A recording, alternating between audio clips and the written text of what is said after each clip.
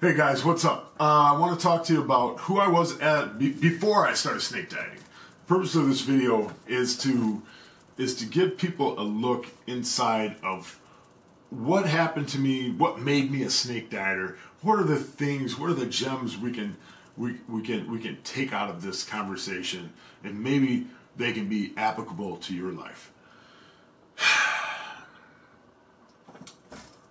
Who was I before the snake diet? I was an obese powerlifter. I had 3.5 years of powerlifting training under my belt. As a powerlifter, I think I had 3 competitions under my belt as a powerlifter. I had reached a squat of 530 pounds, 534 actually, a bench press of 324, and a deadlift of 601 pounds. Those were my maximum lifts. Those were my personal best. I still have yet to break them at the body weight I am now, but that's where I'm heading towards as we speak. But before snake dieting, I had lots of powerlifting training. Before snake dieting, my father and I, we loved to talk about health and fitness, and even though I was not very healthy and I was not very fit, I was always interested in the science of nutrition and biochemistry. I was a pre-medical student. I love talking about the human body. So even though I'm not an accredited nutritionist or a doctor, I still believe I have something to offer, but this is not medical advice. This is just a look into who I was, what drew me to the snake diet. And what drew me to the snake diet ultimately was a guy named Casey from Canada who runs a YouTube channel called The Vegetable Police.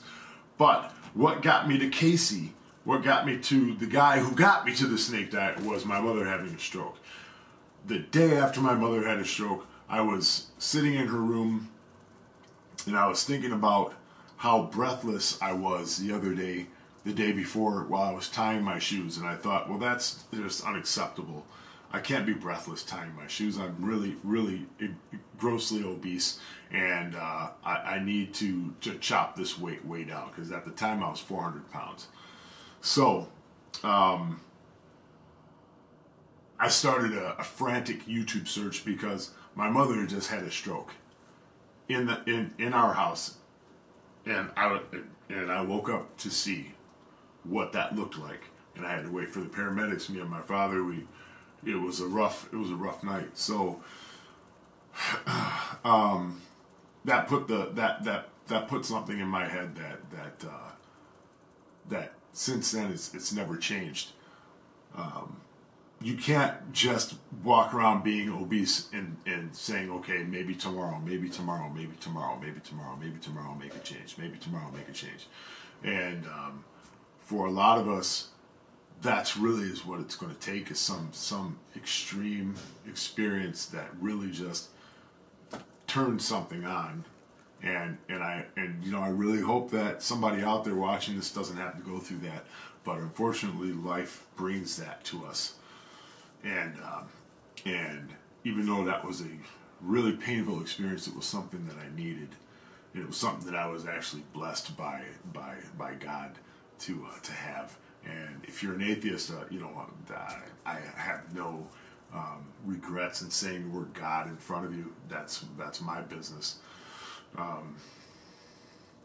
So call it what you want, but I'm going to chalk it up to the good Lord and say that for some reason I was born into a parent who was going to have a stroke, and that changed me. So I just want to say that right there and call this part 1 and end it here.